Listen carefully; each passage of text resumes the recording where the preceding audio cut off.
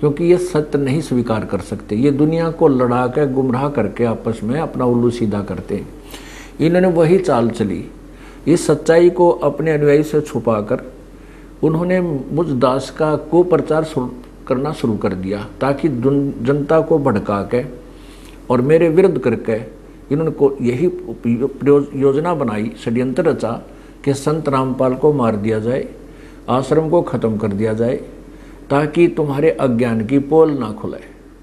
इसी उद्देश्य से इन्होंने आसपास की जनता को भ्रमित किया, झूठ बोल बोल कर सतलोक आश्रम क्रोथा में ऐसा गंदा काम होता है, ऐसा होता है, और वहाँ पर कोई कुछ ऐसा गलत नहीं होता था। ये सत्य प्रचार होता था, दिन से इनकी जड़ उखड़ रही थी, जिसके कारण इस सत्यार प्रकाश को बेच कर दुनिया को गुमराह करके ये रोजी रोटी चला रहे थे।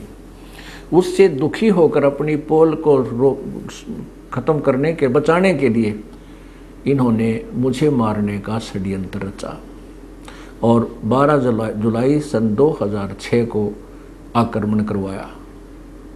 और जब देखा इन्होंने आक्रमण किया तो इन्होंने देखा कि ये मुझे ना तो मारने में सफल हुए, ना आश्रम तक पहुंचने में सफल हुए, ये पहले ही दूर रहे। तो उन्होंने देखा कि रामपाल अब फंस नहीं रहा। इन्होंने एक लड़के को स्वयं ही मारा गोली से और हमारे नाम मंडवा दिया, क्योंकि हरियाणा के मुख्यमंत्री श्री भूपेंद्र सिंह जी हुड्डा भी आर्य समाजी हैं। उनको इन्होंने भ्रमित कर दिया, गुमराह किया हुआ था, जिस कारण से उन्होंने इनका पक्ष लिया और मुझ पर और मेरे अनुयायियों पर झूठा आरोप लगा करके झूठा मुकदमा बनवा दिया, जबकि इन्होंने स्वयं ही वो मारा, इन्होंने आक्रमण किया।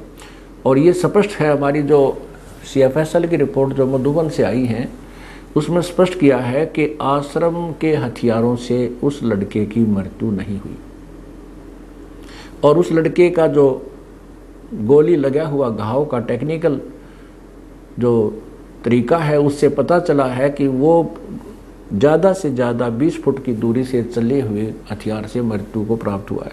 जबकि पुलिस ने जो स्थान बताया है कि यहाँ मरा हुआ मिला, तो वो हमारे आश्रम से पुलिस के अनुसार 140 फुट की दूरी बनती है।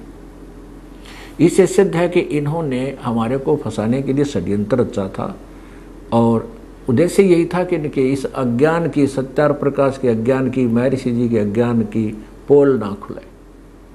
और हम निर्दोष हैं। सच्चाई और जनता के सामने कुछ दिनों में स्पष्ट हो जाएगी, तभी इन लोगों को कहीं मुंह दिखाने का स्थान नहीं रहेगा, ये लुकते फिरा करेंगे। वो दिन दूर नहीं है। सत साहिब।